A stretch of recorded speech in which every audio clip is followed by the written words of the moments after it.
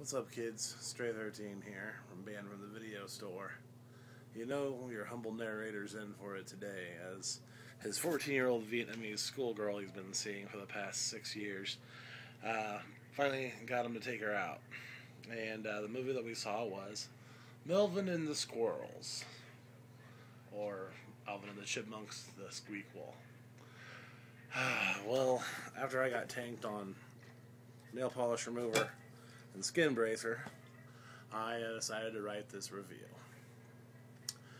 Well, Jason Lee phones it in because in the first 5 minutes he gets injured and we don't see him until the end credit, or like a little snippet in the middle, and then 2 minutes after the end credits, or before the end credits. He must not be making his movies for Pilot Inspector anymore. I don't know what to say about this movie. I saw the first one. I have a nephew, as you guys have seen on my other videos. I have nieces, and so I get to see a lot of kids' movies. And I like to think that I'm pretty open-minded when it comes to a kids' movie. I'm a big kid at heart. This one was just phone-it-in garbage. I mean, it literally could have been a direct-to-video sequel, and I mean, all intents and purposes, it should have been.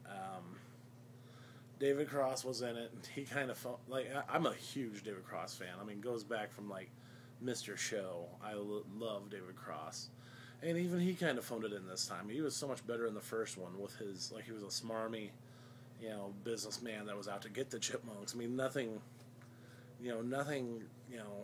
new to like a story like this, but in this one he was, at the bottom of his game. He was living in the basement of the record company where he used to work until the Chipmunks, ruined his life. How many people get to say that? Chipmunks ruined my life. So, anyway, he's looking for a new singing animal act, and plot-wise, they just FedEx the Chipettes into it, and there they are in their naked glory. I kind of found this disturbing in ways, because, Alvin, Simon, and Theodore are all wearing shirts with no pants, but the Chipettes, for half the movie, are just completely naked.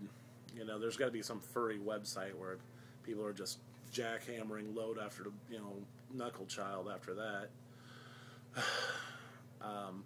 The dude from Chuck is playing the Dave Seville fill-in, and he is a Xbox burnout geek,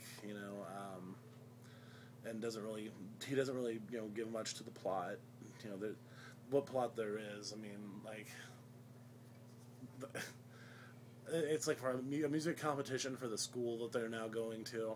The professional, Chipmunks are now writing a school song, and then David Cross's Chipettes come in and try to steal the Chipmunks' thunder, and then in the end they all get together and have a massive orgy and blah blah blah.